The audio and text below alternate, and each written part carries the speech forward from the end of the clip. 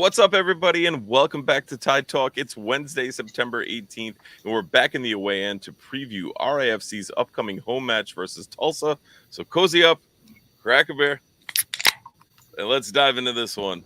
Just a reminder, each episode is available on YouTube, and if you're watching now, please take a second to subscribe to the channel and click that like button on this video. You can also find us on your favorite podcast applications like Spotify and Apple Podcasts, and we'd really appreciate it if you took a minute to leave us a 5-star rating and a short review, as it helps more RIFC fans find our show. If you're not already using the Club Collector app, click the link in this episode description, get on that site, and go enter the code Tide Talk, all one word, to get a free pack added to your collection. I'm your host, Matt, and I'm joined by my good friend, Ryan. Ryan, what's going on, man? How's it going, everybody? Going good, going good. We've also got Mario from the 918 Outsiders podcast covering Tulsa. Mario's a Boston transplant, so good to have him on. Mario, how's your day, man? Oh, doing great. Thank y'all for having me on. I really appreciate it. I've been looking forward to this since you guys sent me a message, and I always wanted to talk to another East Coast team, so I have a little confession. You guys might hate me for this, but my first team in the Eastern Conference was Hartford. So I know that's a sensitive. Don't delete me or kick me out of the group. But now I'm glad you guys are here, and I really like it. That's awesome. Thank you for taking the time out to join us. Before we dive in, if you're listening to the podcast, you got to go check out the YouTube, because Mario's got a sick FC Tulsa kit on. Tell our listeners and viewers all about that kit. That thing is insane. Oh yes, it's a Oktoberfest from last year. The club did a great coalition with Oktoberfest. It's just a really good one. Sorry, Tyler, but yeah, it's really nice. It's a nice little jersey. It's a kit. It's a kind of warm up kit, but it's pretty nice. That's awesome. I have a kit collection, far too many. I teach high school PE, so I wear them to school though. So like it blends in with my. But as Tyler mentioned, we're polo gang today. Kids at school were asking me if I was going golf and busting my balls, but you know, it's what it is. But let's dive into this one. Mario, tell us a bit about your podcast, how you got started, what you've been doing, and kind of how you connect with the fans. Oh yes. So my podcast called is the Outsiders Green Country Soccer Podcast.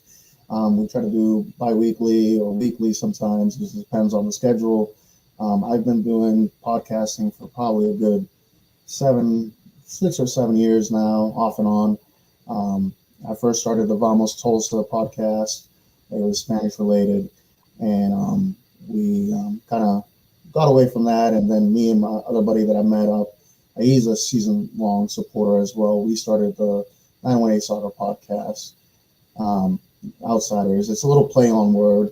We're all basically not from Tulsa originally, but thanks, Matt. But yeah, it's just we just wanted to do a little play on word with the old movie from Tulsa, the Outsiders old movie, and then also we're outsiders. We all have outside perspective for everything. So now the name all makes sense. It's perfect. Yeah. Awesome, Mario. So looking at Tulsa's season so far, so currently you guys sit at 9th place in the West on 31 points. A bit of a tough run as of late. Win, loss, draw, loss in your last 5. How would you say Tulsa's season has gone so far, and like kind of your experience through it? Oh man, if you would ask anybody else, they would be like, "Oh no." It's been since the beginning, since November. To be honest, we've had so many changes in our team, from our owner, Sam Duor, leaving us and stepping into a front office position with the league, and then Blair Gavin leaving us also in the beginning of the season to be an assistant coach at the Revolution. We had a great starting lineup in the beginning of the season. We had my favorite player, Dwyer Moses. We had Jeremy Kelly. We had Charlie Adams. I mean, it looked like we were going to go forward, and then everybody started leaving and trickling on and moving on. And recently we just had one of our biggest players, Philip Goodrum, leave us. It's just so much, if I can put it all in one word, it's evolving. We are trying every single time, this club's trying to put pieces so we can have a playoff push by the end of the season. Yeah, I mean, with the Goodrum's transfer or sale, however you want to phrase it, how did the supporters and like the kind of people around the club take that? A couple lucky of us, we kind of got the information from the club already. But mostly all the supporters were a little bit saddened because we got, again, another player leaving us that had a great, great history, great career here in the USL, and especially a player like Philip Goodrum. He's unreplaceable. It doesn't matter who you can put in there. You can't get his heart or his kind of play on the field.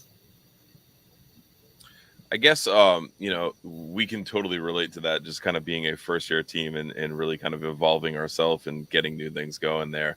And we've seen our ups and downs throughout this one. But one segment that we do with our listeners is called the good, the bad, and the ugly. So could you give us a good moment, a bad moment, and an ugly moment from the Tulsa season so far? All right, so I will give you my ugly moment first. That's been the common thread on the away end. Everyone likes to lead off and start with the ugly. Because we got to think about the new one. That's yeah, sure. The good one, I mean. But the ugly one is losing those players that I mentioned, especially Philip Goodrum. Like I said, I'll say it again. He is a player that you can't replace. He put so much heart. He fought for every single ball. There was not one time that we can say, "Hey, he wasn't trying." He always put 100% into it, and that's one thing that we loved about him. The bad was, I want to say, we had a couple games in hand. In the beginning of the season, we had maybe 2 or 3 games that I want to say that we didn't play, and every team played multiple games before we can play our third game of the season. We should have just took advantage of all those games in hand, and I don't think we did. There's a lot of good, but for me, my good part is being San Antonio. That's one thing that we haven't done in a while since the Open Cup match in '97, I think it was. I mean, sorry, not '97, 2017. I was going to say, wow. Really dating yourself there, Mario. Yeah, I'm a 41-year-old man. Come on, give me a chance. Being San Antonio, I mean, still also another good point too is beating Detroit and still being undefeated against Detroit. That's one thing that we've loved. They haven't beaten us in their whole entire season in the USL. That's pretty cool. Yeah, your bad is interesting because I think we, as a fan base, RIFC really sort of hit some form over the summer, and we started dreaming of, oh man, could we get up to that home playoff spot and stuff like that. And it just felt like we had a similar thing where we just didn't take advantage of some games and some opportunities to really solidify ourselves in like the upper half of the Eastern Conference there. And now we're kind of more at the bottom, trying to make sure we get in the playoffs solidly. So can definitely empathize there. Luckily we haven't had to go through the torture of losing your like favorite players and stuff, but I'm sure there will be times where that might have to come. So so one other segment we do on the show here is the RIFC in 3. So that's usually after games, fans will give a 3-word review of the match. Do you have one for kind of sum up Tulsa's season or even your support of Tulsa so far? Oh, support of Tulsa. My 3 words I want to say is upsetting. What other word that I had on here? Upsetting. What other words? God, I had it in my mind. I have a whole script here, a couple pages worth, but I was trying to do this one off the top of the head. But overcoming is another word, and also hopeful. If I can put 3 words to the season, we're still not out of it. We are in 9th place, but I mean, there's a 3-way tie for that last spot. I want to say. We didn't help you with that last week, so our bad. Yeah, I was going to talk about that later, but that's okay. Coach writes in the chat, if Tulsa gets into the top 8, he considers it a success in his point. Is getting into the playoffs a successful season for you guys this year with all that, turmoil, player and coach interchange? It is. In the beginning of the season, I was actually on our podcast. I predicted personally that we would be 5th or 6th. With the players that we had in hand, we were expecting to be a really performing well team. Now, we're hoping for a playoff push. It is really tough. The USL Western Conference is really tough to play in. You guys know it. You guys played a good amount of teams in the Western Conference, and it's never an easy conference. Eastern Conference is also not easy either, but yeah, it's 8th place will be good for us. Yeah. One thing we always ask, and I know it's a little bit tougher coming from a bit further away. How's the traveling support like, or do you know anyone that's making the trip to Rhode Island? Actually, I was going to go take it. My job kind of interfered on that. Me and my girlfriend and my kids were going to go up there and go to Boston and go visit some family, but my sister. Well, next year would be the year for you to come to the new stadium, right? Or, oh yes. Any time after that you guys cross over and play us again in Rhode Yeah, it's Island. nice. There's a commuter rail stop right off the Boston to Providence line, right in Pawtucket. You can walk there. It'll be great. Oh man, I got family all over the East Coast, so yeah, I got plenty of places, and also I've been wanting to go up there, see you guys play. I just hope I don't get behind that big old pole that you guys have over there. But no, it's one of my things that I want to go do. But before I pass away, I want to go to all the stadiums all around the USL. And Awesome. I've been to a lot of good MLS stadiums as well. But yeah. Have you had any favorite USL ones so far? USL one, to be honest, my favorite one to go to, and it's New Mexico. It's a baseball stadium. Yeah. But they actually make it so professional. One Oak Field is also, if you don't look at the field, you look at the stadium and everything like that, it looks amazing, But New Mexico's field, their stadium is really nice. I can't believe, as an East Coast person, I'm going to say this, but they make the best Philly cheesesteak ever. Ooh. Wow. They put high praise green chili in the steak, and oh my God, there's a massive one too. And I was like, if I have a second home, it might be this place. But okay. Look at that. That is high praise. Yes, and the fans, the supporters group. I mean, they have like multiple supporters groups, and they all sit in the same section. They all tailgate right in front of the stadium, and it's awesome what they do for their supporters. They traveled really well to Rhode Island too for our inaugural match, so that was cool. Yeah. Awesome. So as we start to shift towards the match this weekend, for some of our fans who haven't watched Tulsa this season, who would you say are 3 players to watch? 3 players for sure is our goalkeeper. Number 1, Johan. Yep. Johan's a really good keeper. We got him in late in the season.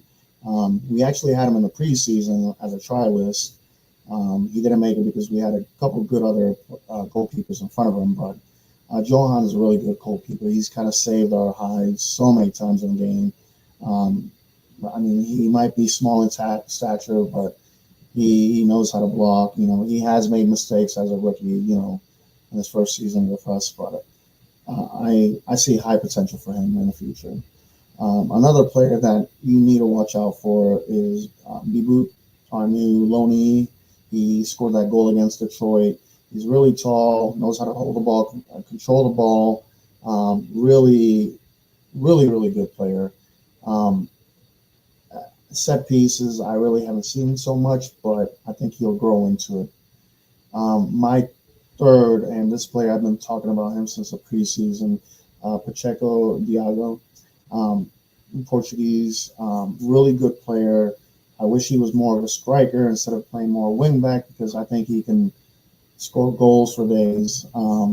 But that's one player that you should watch out for. Awesome. And I saw Nate Ski just join. What's up, Nate Ski? One thing that Nate always asks in the chat, and we always have to get in for him. If you were to say that you had a super sub, someone who's going to really come off the bench and impact the game, who do you think that would be?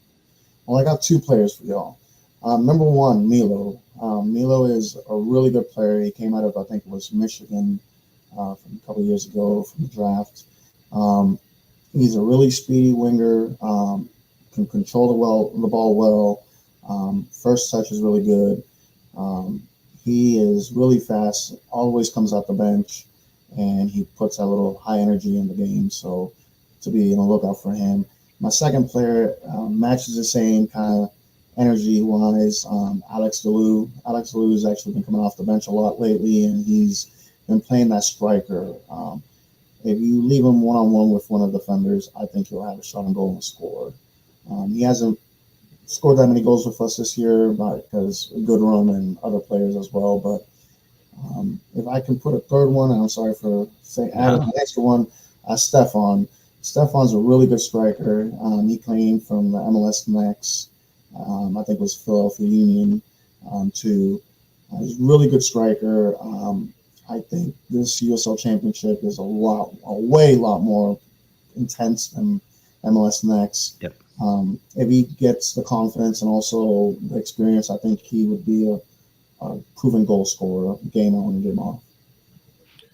Since Ryan took my question, I'll jump to the chat with you. And Pacheco versus Turnbull is what the people will pay to see. What do you expect to see from that matchup on the flank? It should be pretty exciting to watch out wide.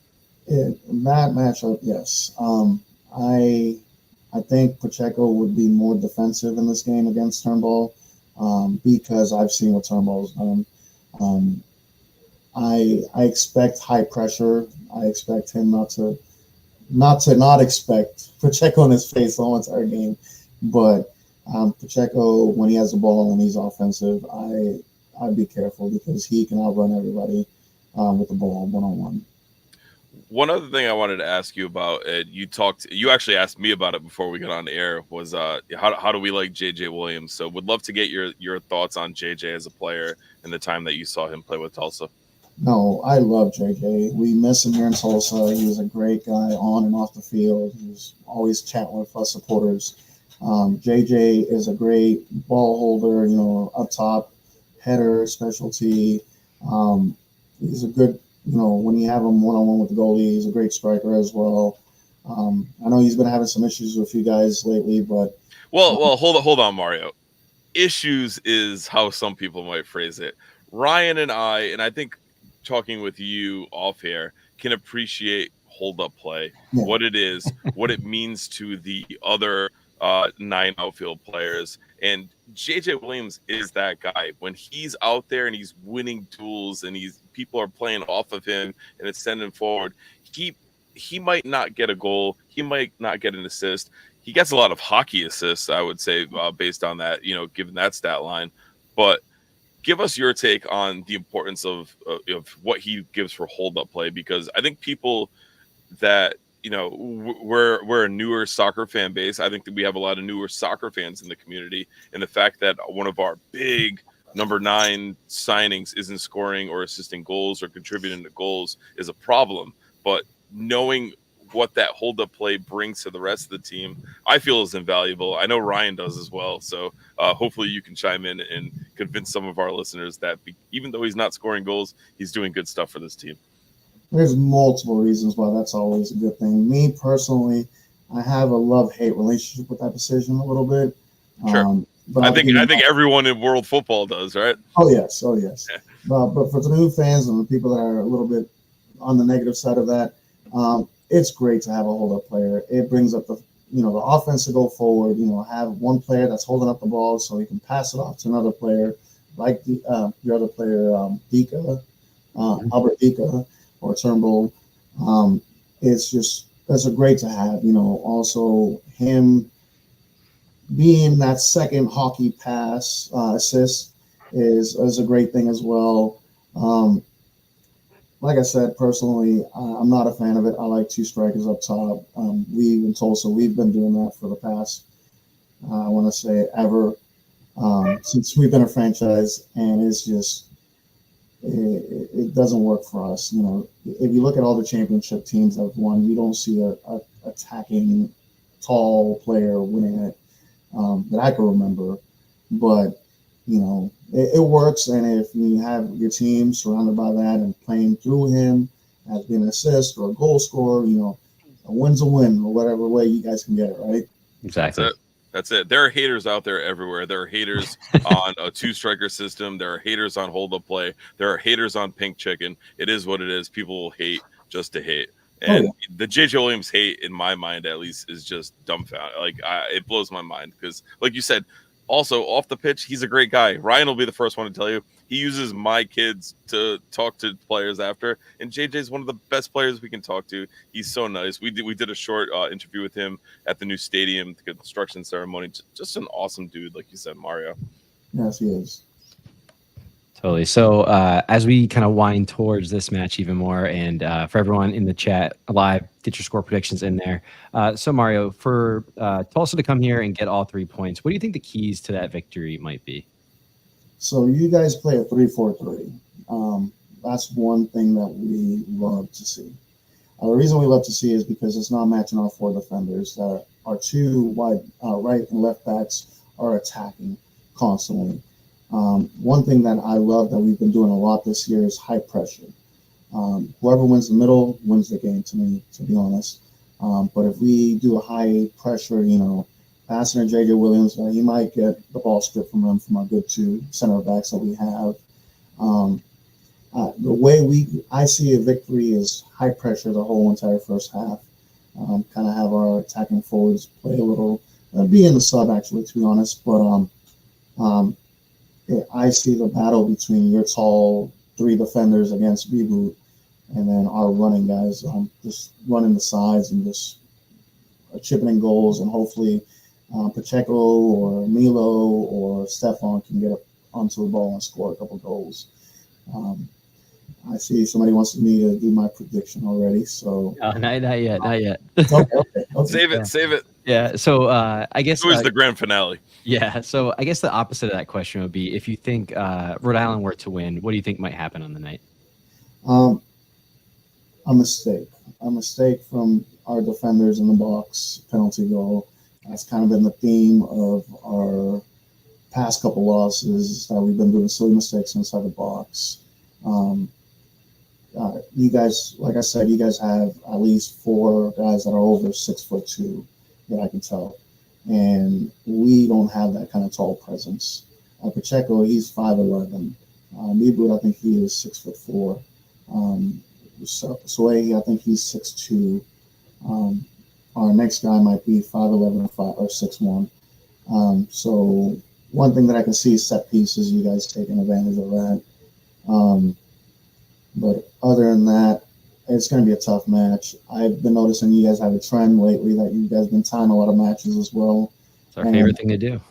That's our thing too. I mean, away matches, we played all in total, I think it was 15 games away, and we've won 5, lost 6, and won 4. But I know you guys won 4, lost 2, and tied 7. Yep. So if we can leave out of Rhode Island with a point, it's not really what I really want to see, because I think we have experience in the lineup a little bit, and I know you guys do as well, but we need the points. You guys are okay in the East, Right on the edge. 3 points, Defiance might hate me for it, but I'm here for that. That team that you talked about in the opening is creeping up on us, so we need the points as well too, my friend.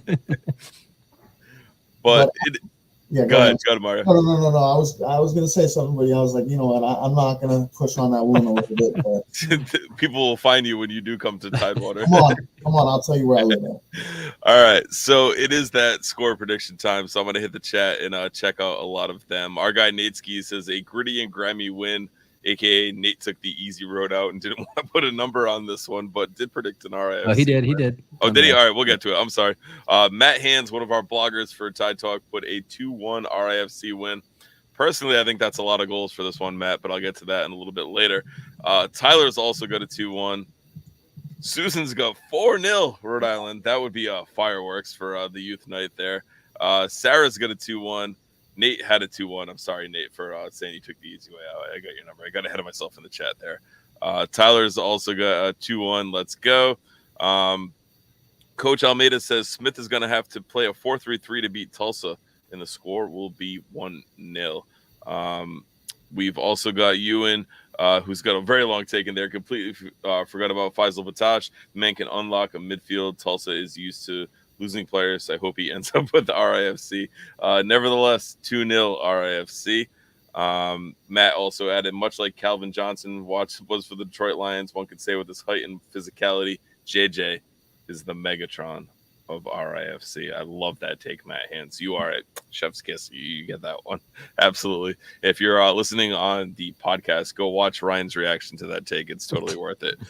Coach got a RIFC 1-0. It'll be a set piece goal going direct at goal. We are struggling with especially finishing. And I think we got Kaylor in the chat from the USL show saying, Mario, my guy. Kaylor's happy to see you. Always happy to have Kaylor in the chat. Always good to talk with him. We loved having him on here twice. So always good talking a little Legion in there. And Matt thanks me for his take. But time for our score predictions. Does anyone want to go first? Do you want me to go first? I'll let you guys pick. I'll let you guys go first. I kind of want to give a little bit multiple answer on mine. So y'all All go. right. Y'all the host. Ryan, would you like to go first? We'll go just like we are on screen here. We'll sandwich Mario on this one. Want me to go first, or do you want it? Yeah, I can go first. All right. All right. So, sorry, my dog is having the time of his life. So, while Tulsa is 9th in the West, they are a bit tough on the road. They are 5th in the West on the away record. Very clearly, Rhode Island, I think, is the better team on paper. Tulsa is the 3rd worst in the league on expected points, 2nd worst on expected goal differential. But unfortunately, we just ran into a team last weekend with a pretty similar stat profile, and we didn't take any points away. Laid an egg. Yep. So I think this is unfortunately going to be a really similar game to it's going to be a test that we failed a lot of times, especially recently. Tulsa is a team that struggles to score 1 goal per game, but they don't like possession, which we always struggle when we have more of the ball. However, Tulsa does do a good job absorbing pressure. They're 8th in clearances and 1st in interceptions. They do a good job breaking up the game. They're 2nd in fouls. And as Mario mentioned, they have a really great keeper. He's 5th in the leagues in goals conceded versus expected goals. He's actually saved them 5 goals himself this season so far. So I have been really struggling, and I promise I wrote this down before every single person basically agreed with me. I do see this being 2-1 RIFC, and I do see this being potentially a late penalty to win it. I can see this being a really frustrating match, being either 1-0 Tulsa or 1-1 for a really, really long time, and hopefully the pressure builds up over time, and RIFC can get that. Tulsa is 2nd in the league in penalties conceded, so 2-1. Mario, you got a lot of love for your Patriots chair as you did your quick stand up there. So those of you that did not see his name when he signed on, Mario is a Boston guy, so he's got some Boston roots in there. But Ryan's got a 2-1. So I'll let you go next, and then I'll give mine going forward there. You want me to go first? Yep. All right. Well, awesome. Well, if you guys do, like one of you guys said, yes, I love that Megatron. Tulsa wins 2-0. If you guys do switch up your formation and do play a 4-3-3, I know you probably might. To be clear, I don't think not going to happen. So Ryan does a slide deck on here, and it's the changing tides of Kano ball, and a 4-3-3 is not in the changing tides of Kano ball. I don't see it happening at all this season. And to be honest, a 4-3-3 is basically the same thing as a 3-4-3. Is just you guys don't have a 4th defender. You do have another player that plays on the wing side, but if you guys do switch it up and play more defensive, I think this game would come out to a 1-1 tie. My prediction, though, I have to be a little bit biased. It's going to be gritty. I'm not going to lie. This match is going to be tough. One player that you guys got to look out for is one of my favorite Chelsea Academy players, Harvey St. Clair. He's very spicy. I mean, you're going to see multiple fouls. If we don't get a red card from him, I'll be surprised. But if we do play grimy and you guys do switch up a little bit more defensive wise for the first half, you guys mostly score in the second. I want to say it would be a 1-1 draw. My personal outtake, if we do and you guys allow us to play the wings and just run with the ball mostly and have a lot of possession, I do see a 2-0 victory for Tulsa. Not just bias, it's just I see us kind of controlling the ball a little bit more, and that's one thing that Tulsa does a lot. We are not high on possession like you guys are, but when we do have possession, when we do have the ball, it's our game, it's our victory, and we love winning away, other than home. The funny thing you mentioned is, us with our possession stat, and we actually don't like having the ball better. So I do see that as a bit of a stylistically good thing for us, or I would have saw that as a stylistically good thing for us when we were on our hot run, but now we're just struggling to convert on all ends. So I went back and forth on my score prediction. I said to Ryan in the chat, I don't know where I'm going with this one. My head brought me to 0-0. I was like, I don't think either team scored. Both teams are struggling to score right now. It's just it's been a rough patch for both teams as far as tickling the nylon, if you will. But like you mentioned, like Ryan mentioned, I think a mistake leads to a goal for this one. I think it's a set piece, it's a penalty. It's one of the. I don't think the goal comes from open play, but I think being back home, have had the supporters in training this week is a good omen for this RIFC team. I think it's exactly what we need at this time, and I'm gonna go 1-0 RIFC, and I think I didn't see a lot of pandering that. to the crowd. I really like that. Yeah, I didn't see a lot of that. I know Kevin had it as well, but I think we edge a goal here, and I think it's off a set piece. I think it's off a penalty. Maybe it's off a mistake. You know, if it is from open play, maybe it's off playing it out the back goes wrong. One of my favorite accounts to follow on Twitter. But I don't see this one being a shootout at all. I think it's a 1-goal game. And I think whoever gets that for a goal first absolutely wins this one. And I struggled like fuck to come up with this score prediction. I looked at a lot of your games. I watched some highlights, and I was like, damn, I don't know. Like, we're both just struggling to score goals. So this is good. Everyone tune in Sunday night when we talk about the 5-5 draw between these two teams. Usually great match. That'd be a great match. Mario, Ryan can tell. Usually I hedge it with I'm gonna go 1-0, but I could see this one being like 7-8. You know what I mean? Like, but like this one just screams no goals. So when I'm wrong and it's like a 4-3 game, or like Ryan said, a 5-5 draw. So totally that would bring us that. to the draw. We tie the draw record, right? Yeah, but I didn't go 0-0. I went 1-0. I'm just throwing it out there. All right. And Nate says in the chat, counterattack mistake. You can see it with both teams because I think where we've kind of looked to had a lot of possession lately, it's not something that we want to do. So, it's going to be interesting to see how this one plays out. I'm excited for it. Ryan's a bitch. He's not going to be there, so it sucks. Wait, tides might be turning there, my friend. We'll see. Update. Spoiler. Okay. No real one, but we'll see. Fair enough.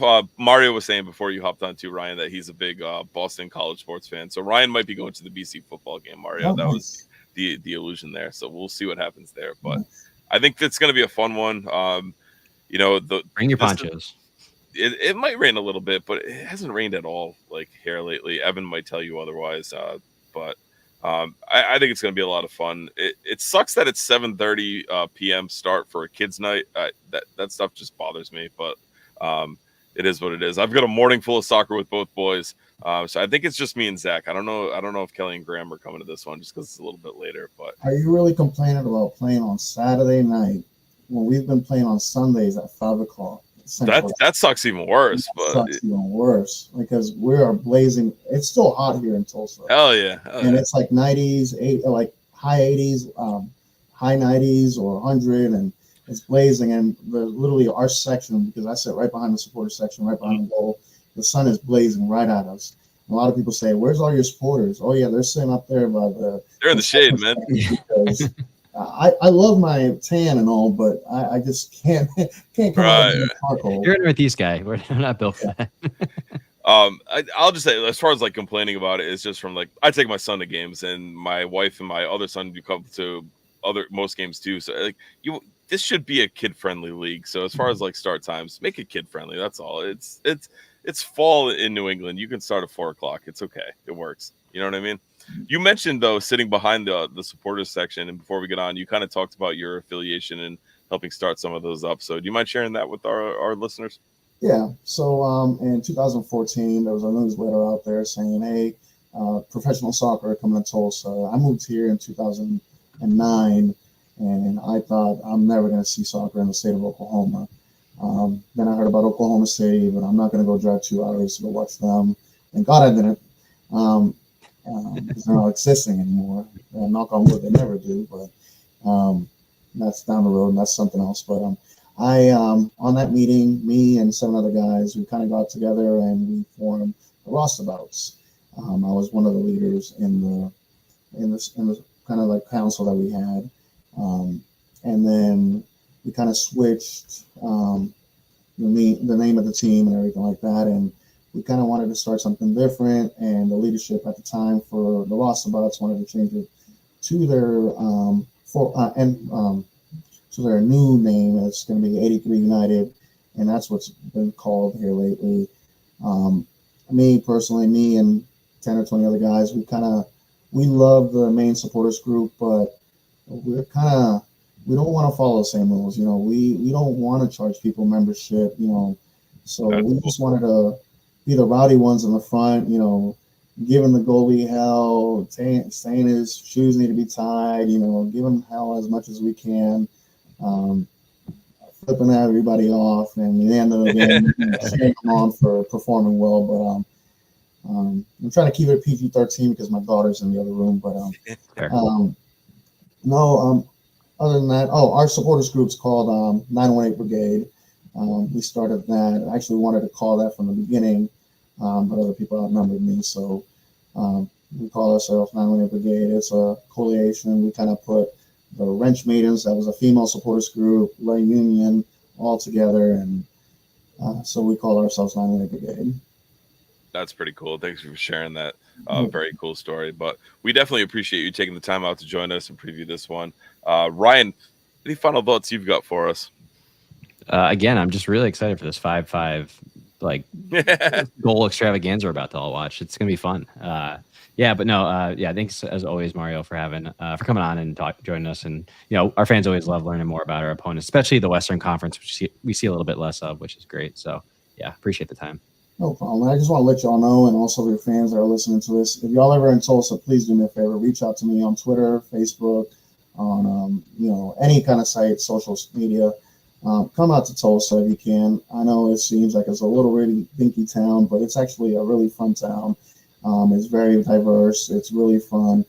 Downtown is amazing. It has so many art decos.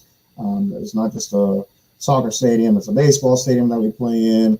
We also have one of the most historic downtowns ever, the Black Wall Street.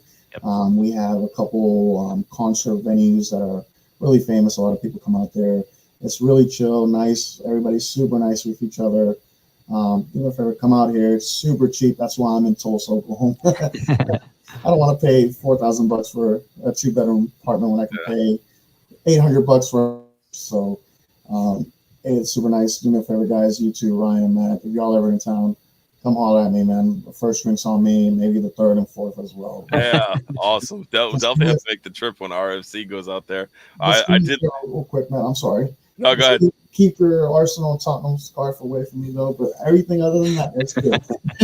So it's worth noting for all, we call it the Euro snobs on here when we talk about that. So you guys know me, and I was the founder of Rhode Island Spurs. Ryan's a Rhode Island Gooner member, and we've got Mario, who started up the Chelsea Supporters Club out there in his neck of the woods. So we have London covered here on Tide Talk in the Euro snob section, as we call it, if you will.